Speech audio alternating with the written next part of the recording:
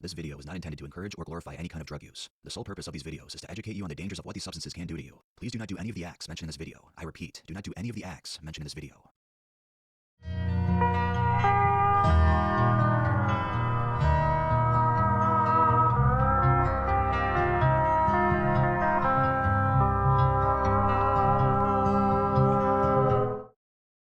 Welcome to the world of Tales from the Trip.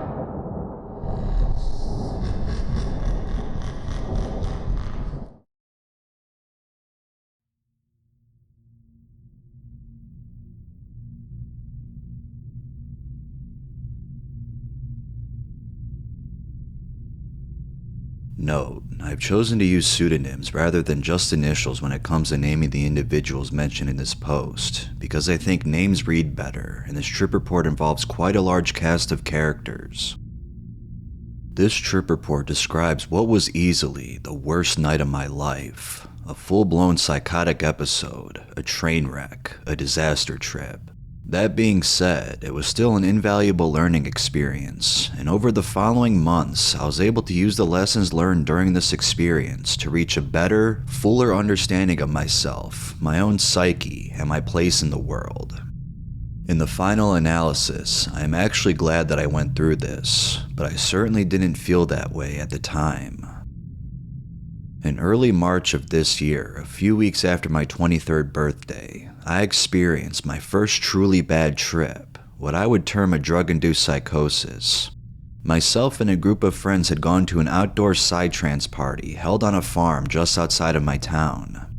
My friend Bella had just acquired a vial of liquid LSD, and we were all very excited to trip together at this party. Note, this would be my 4th time tripping acid. I am also very experienced with MDMA, methadone, psilocybin, 4-ACO-DMT, 5-MeO-DIPT, and several other psychoactives. When we arrived at around 11 p.m., we immediately went to the bathroom to dose up. I asked Bella for 2 drops, approximately 300 micrograms. I had had 3 drops, approximately 450 micrograms before, but I've never tripped acid in such a public space before and wanted to play it safe.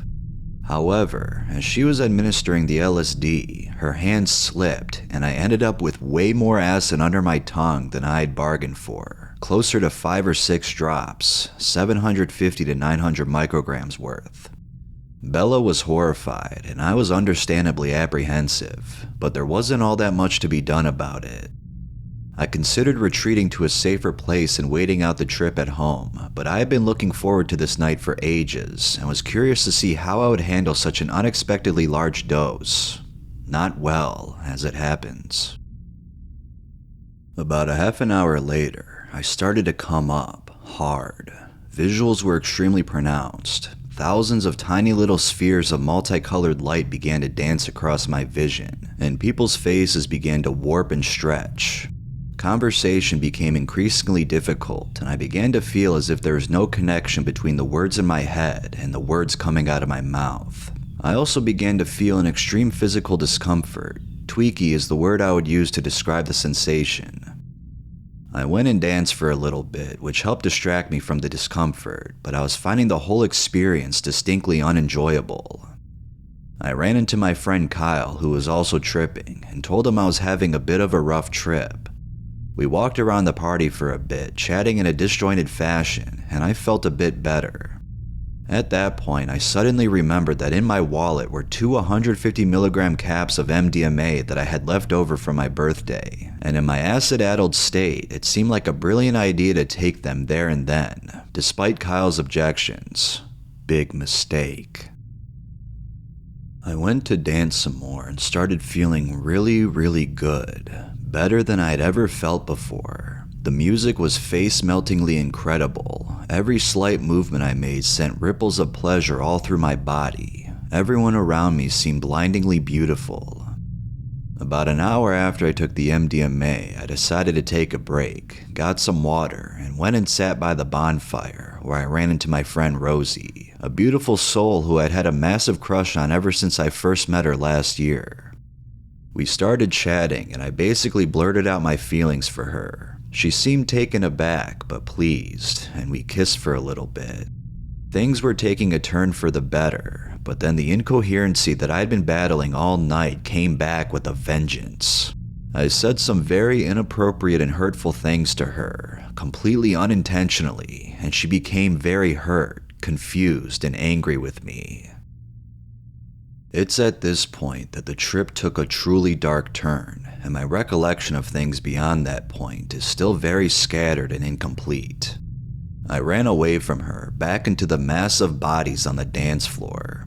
I became overwhelmed by terrible, uncontrollable feelings of desire. Everything and everyone around me took on a very sexual aspect. I started touching, rubbing up on, and kissing everyone around me. Obviously, this didn't go down very well with anyone, not that I noticed or cared at the time. Kyle and Bella saw what was happening and tried to drag me away, but I ran away from them into the darkness. I ended up backstage and for whatever reason decided to climb onto the roof of a large freight container and throw myself off of it. I landed face first in the dirt, breaking my glasses in the process. A couple of witnesses told me afterwards that I lay still for a very long time, about 10 to 15 minutes. They said, and I think I may have sustained a mild concussion from the fall. Eventually, one of the organizers of the party found me and took me to the chill-out tent, where he tried to contain me and calm me down. My memories of this time are very fragmented.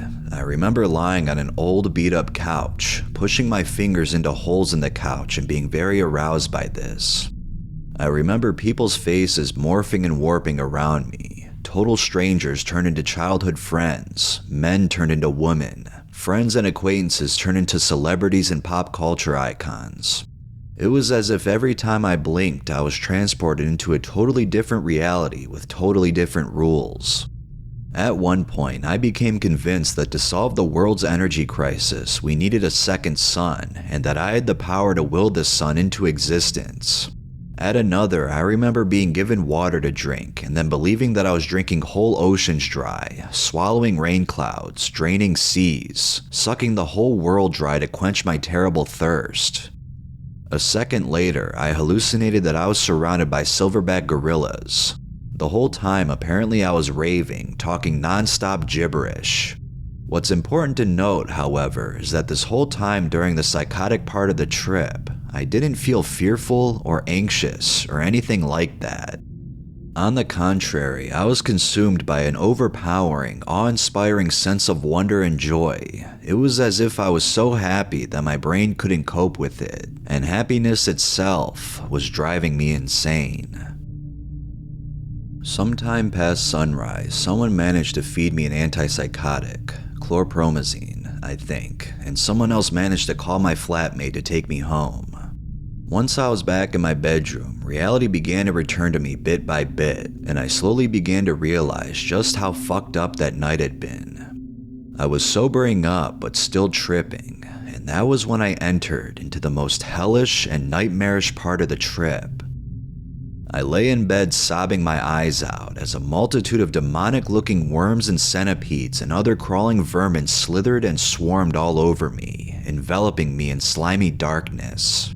I puked all over myself and pissed my pants several times, unable to even drag myself to the bathroom to clean myself up. I remember looking at my hands and seeing the flesh begin to blacken and wither until the skin slid off my body and all that was left was yellowing bone. At that moment, still in the grip of the monstrous Candyflip, but sober enough to realize just how badly fucked up things had gone, I hit rock bottom. I finally managed to cry myself to sleep at around 10 a.m. The next few weeks were very difficult. I fell into a deep depression, obsessed by feelings of stupidity, shame, and remorse over what had happened. Fortunately, my friends were very understanding and supportive, and with their help, I was able to get my shit back together and carry on with a normal life. I tripped acid once more in the months that followed that night, mushrooms twice, and had 2 MDMA rolls, but no combos, and everything went pretty smoothly.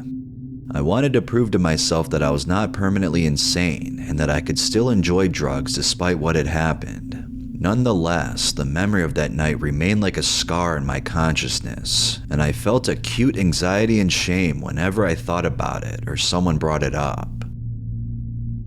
Over the following few months, with the help of therapy, the support of my friends, and a few more quite revelatory drug experiences, primarily involving MDMA and methadone, I was able to take a lot of positive things from this bad trip.